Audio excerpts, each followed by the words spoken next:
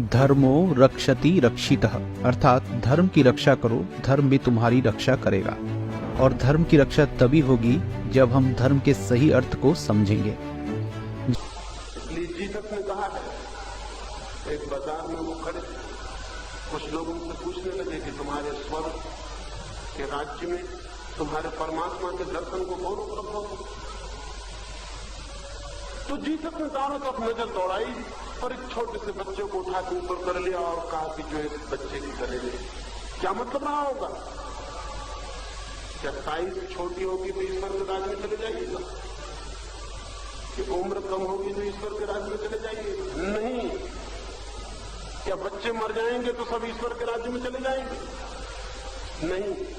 लेकिन बच्चों की तरह होंगे, इसका मतलब है जो भीड़ से भयभीत नहीं, जो सीधे और साफ, जिन्हें जो दिखता है वही कहते हैं कि दिखता है, जिन्हें जो नहीं दिखता कहते हैं कि नहीं दिखता है, जो झूठ को मान लेने को राजी नहीं, जो बच्चों की तरह होंगे वे बच्चे नहीं, बच्चों की तरह। बच्चों की तरह का मतलब बच्चे अकेले हैं, बच्चे इंडिविजुअल हैं, बच्चों को भीड़ का कोई मतलब नहीं है। अभी भीड़ की उन्हें फिक्र नहीं है, अभी भीड़ का उन्हें पता भी नहीं कि भीड़ भी है, और भीड़ बड़ी अद्भुत चीज है, उसकी बड़ी अनजानी ताकत चारों तरफ से जकड़े हुए आती है। क्योंकि कॉन्सेप्ट क्या है, हम अक्सर अपने दिमाग में क्या फिट लेके चलते हैं, हमारे दिमाग में क्या भरा होता है कि हम जो है यीशु मसीह की आराधना कर रहे हैं। हम किसकी आराधना कर रहे हैं? यीशु मसीह की आराधना कर रहे हैं। और सब लोग सोचते हैं अच्छा यीशु मसीह की आराधना कर रहे हैं मींस कि ये हमें क्रिश्चियन बना रहे हैं। नहीं नहीं नहीं नहीं, अगर ये आप सोचते हैं तो आपके दिमाग में एक गलत कॉन्सेप्ट बैठा हुआ है। यीशु मसीह कौन है पहले आपको ये जानना पड़ेगा, और जानने के बाद आप उस चीज को जो कुछ आप मानते हैं आप मानने के लिए स्वतंत्र है, आपको कोई नहीं रोक सकता है ना। कबीर साहब क्या कहते हैं?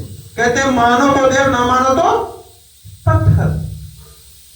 अगर हम मानेंगे तो वो हमारे लिए देव है, और नहीं मानेंगे तो हमारे लिए पत्थर है। हमारी सोच के अनुसार हम अपने अनुसार बना देते हैं।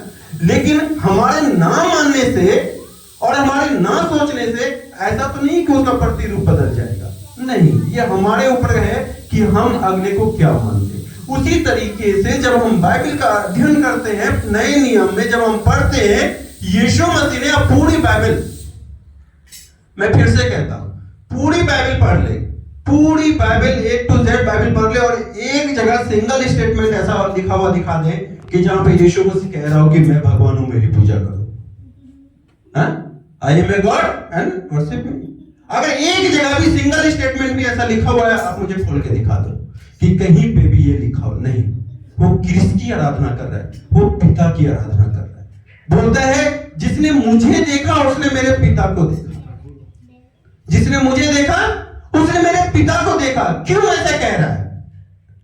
क्यों कह रहा है ऐसा? कभी कभी इस चीज को आप लोगों ने सोचा, कभी इस चीज को कॉन्सेप्ट में रखा कि यीशु मसीह जो कह रहा है कि जिसने मुझे देखा उसने मेरे पिता को देखा, क्यों कह रहा है? क्योंकि आज तक परमेश्वर का प्रतिरूप, प्रतिबिंब कोई देख ही नहीं सका। अब किसी को भी उठा ले, कहीं भी चले जाएं, आप प्रूव कर दे कि परमेश्वर को किसी ने देखा है? नहीं। हम एक स्टेप बाय स्टेप चलते हैं। हमें खुद एक ब्राह्मण परिवार से, तो हम सोचते हैं कि हमारे लिए भगवान शिव जो है वो परमेश्वर है, हमारे लिए ये जो है वो परमेश्वर है। वो हमारे लिए परमेश्वर है, वो परमेश्वर नहीं है, क्योंकि उनको बनाने वाला तीन कोई है जो तो तीनों को भेजा ना। तो यीशु मसीह क्या कह रहा है कि अगर आपने अपने पिता को नहीं देखा तो मुझे देख लो। जैसा पिता है वैसा मैं हूं, क्योंकि मेरे पिता का खून मुझ में है। आपका डीएनए टेस्ट होगा तो कौन प्रूव होगा? मैं नहीं, आपका बच्चा प्रूव होगा कि वो आपका है। इसलिए यीशु मसीह कहता है कि जिसने मुझे देखा उसने मेरे पिता को देखा, उसने मेरे पिता को देखा, मैं उसके बगैर कुछ नहीं हूं। क्या कहता है यीशु मसीह? जब हम नए नियम पढ़ेंगे वहां पे लिखा हुआ है कि जैसा मैं सुनता हूं वैसा मैं तुम्हारे साथ करता हूं। अगर यीशु मसीह ने डायरेक्ट कहता नहीं, मैं किसी की नहीं सुनता और मैं अपनी ओर से तुम्हारी ओर करता हूं, तो हम सोच सकते थे कि हम ईसाई बन गए। नहीं नहीं नहीं नहीं, मुझे दुख होता है जब परमेश्वर के भवन को खाली पाते हैं।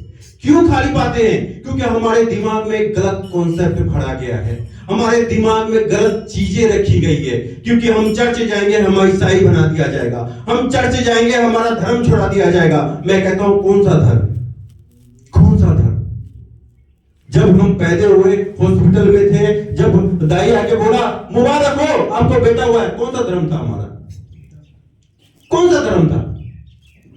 जब वो हॉस्पिटल में हमारा जन्म हुआ और डॉक्टर ने बोला मुबारक हो आपको बेटा हुआ, हमारा कौन सा धर्म था?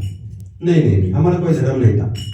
जब हमें अपना होश आया तब हमने जाना, अच्छा ये मेरी माँ है, अच्छा अच्छा अच्छा अच्छा ये ईसाई है, अच्छा अच्छा अच्छा ये मेरे पिता है, अच्छा ये हिंदू है, अच्छा अच्छा। ये हमारे दिमाग में कॉन्सेप्ट किसने भरा? लेकिन जब हम किसी को नहीं जानते थे, ना अपनी माँ को जानते थे, ना अपने बाप को जानते थे, तो हम किसको जानते थे? सीधा उस परमेश्वर को जानते थे जिसने मुझे भेजा है। क्योंकि पेट में भी उसी ने खिलाया, पेट में जो रखा किसने खिलाया? किसी इंसान ने, उसने, उस पिता ने जो जगत का स्वामी है, जो जगत का पालन करता है, जो आपको और मुझे बनाने वाला है, वो पेट में रखता है, खिलाता है, पिलाता है। 9 महीने बाद जब हम बाहर आते हैं तब भी वो हमारी लालन पोषण करता है। हम चिल्लाते हैं माँ, हम कौन से बोलते माँ मुझे भूख लगी? बोल सकते हैं? बोला ऐसा किसी ने बच्चे में, माँ मुझे भूख लगी खाना देने, सिर्फ टें करते हैं तो माँ को समझ में आता है कि बच्चा खाना मांगा। ये कॉन्सेप्ट माँ के अंदर किसने भरा है? लेकिन वही चीज अगर एक पिता की ओर से देखे तो क्या बोलेगा? जब देखो तो रोता ही रहता है, चुप करा बेटे, मुंह सिर खपाई करता है। हो सकता है बीमार हो सकता है पेट में दर्द हो, लेकिन एक माँ को पता है कि हमारे बच्चे को कब भूख और प्यास लगती है। अगर भूख से तड़प रहा है बच्चा तो भी माँ को पता है, अगर पेट के दर्द से तड़प रहा है तो भी माँ को पता है। ये कॉन्सेप्ट माँ के अंदर डालने वाला कौन है? वो परमेश्वर। और वही बच्चा जब बड़ा होता है तो हिंदू और मुस्लिम और सिख और ईसाई में बढ़ जाता है। आप मुझसे पूछे, सवाल करें क्या मैं ईसाई हूं? नहीं। मैं आपके सामने बाइबल प्रचार कर रहा हूं, मैं ईसाई हूं? नहीं, मैं ईसाई नहीं हूं।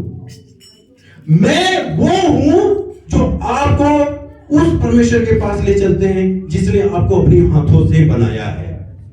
मैं उस परमेश्वर के पास आपको नहीं लेके जाना चाहता जिसको कि सत्ता दे दिया गया है। ये धरती किसकी है? परमेश्वर की है। सत्ता दिया उसने, कभी कांग्रेस के हाथ में था तो कभी मोदी के हाथ में है। सत्ता है ना। लेकिन क्या हम बोलेंगे इस देश को बनाने वाला, इस देश को सृजने वाला क्या मोदी साहब हो गए, हमारे माननीय प्रधानमंत्री जो है? नहीं, उनके हाथ में सत्ता है कि वो हमें किस तरीके से चला। लेकिन ये धरती बनाने वाला वो परमेश्वर है जिसने हमें बनाया और मोदी साहब को भी बनाया। उसी तरीके से यीशु मसीह के हाथ में सत्ता है। क्या है? बागडोर है।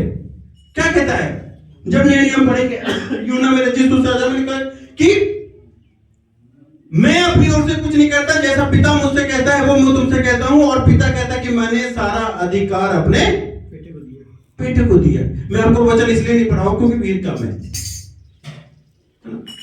आप बाइबल पढ़े हैं, छोटी झुंड है, आपको बाइबल पता हो।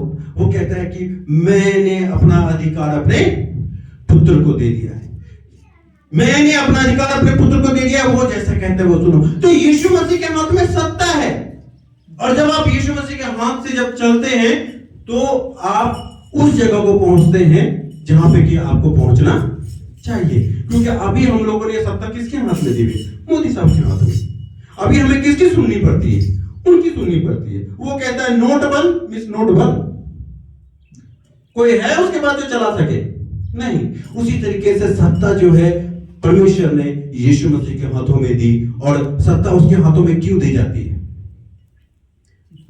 आप सोच रहे होंगे ये दूसरे ढंग से समझा रहा है। हाँ, मैं आपको दूसरे ढंग से समझा रहा हूं। क्यों समझा रहा हूं? क्योंकि मैं चाहता हूं कि किसी तरीके से आपके दिमाग में ये कॉन्सेप्ट बैठ जाए कि आप कौन है, हम कौन है और हमारा यीशु मसीह कौन है। हम क्यों हम अपने मोदी माननीय प्रधानमंत्री जी को कुर्सी पर बैठाए? क्यों बैठाए? इसलिए कि जो वो वादा करते हैं उसको पूरा कर देते हैं? राम मंदिर बोला बन गया, 370 बोला टूट गया। जो उसने, हम एक अगर एक सर्वे उठाएं तो जो उसने वादा किया वो कर दिया। गरीबों के पास अकाउंट नहीं था, धन जन योजना खुलवा दी। अब हम क्या करते हैं, उनको पसंद करते हैं और हम लगातार 15 साल से अपनी सत्ता उसके हाथों में दे रहे हैं, दे रहे हैं ना, तभी तो वो जीत रहे बड़ी मतों से। कहने का अर्थ क्या है कि जब वो हमारे लिए हमारे मन मुताबिक काम करता है, हम अपना सर्वस्व उनके हाथों में दे देते हैं। यीशु मसीह कौन है? वही तो है। वादा किया कि अगर तुम मुझसे मांग, मैं तुझे दुष्ट आत्माओं से छुटकारा दूंगा। मिल जाता, मिल जाता। बीमारियों के लिए प्रेयर कर, मैं चंगा कर दूंगा। हम प्रेयर करते, चंगा हो जाता है, मिल जाता है। और क्या सबसे बड़ी चीज, बगैर कोई खर्चा किए हुए।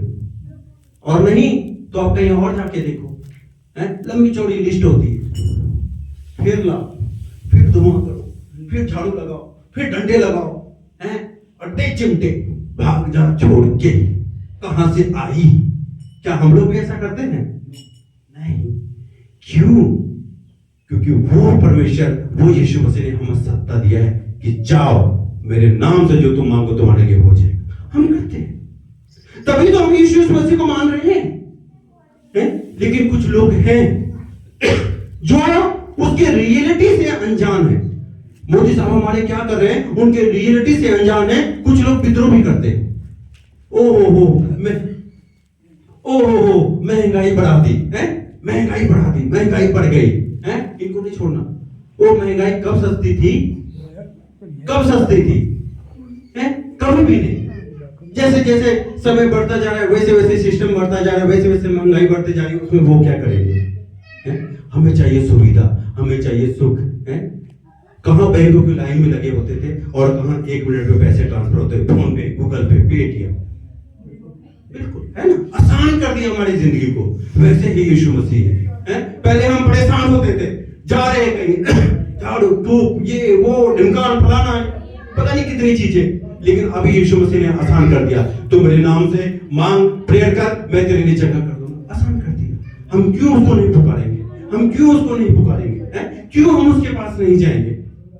तो मेरे कहने का अर्थ यह है कि आप या मैं, धर्म परिवर्तन जैसा कोई शब्द नहीं है, ना हमने किया और ना हम करवाना चाहते हैं। मेरा उद्देश्य है आपको उस परम प्रधान परमेश्वर की शरण में लाना जो सबका मालिक है।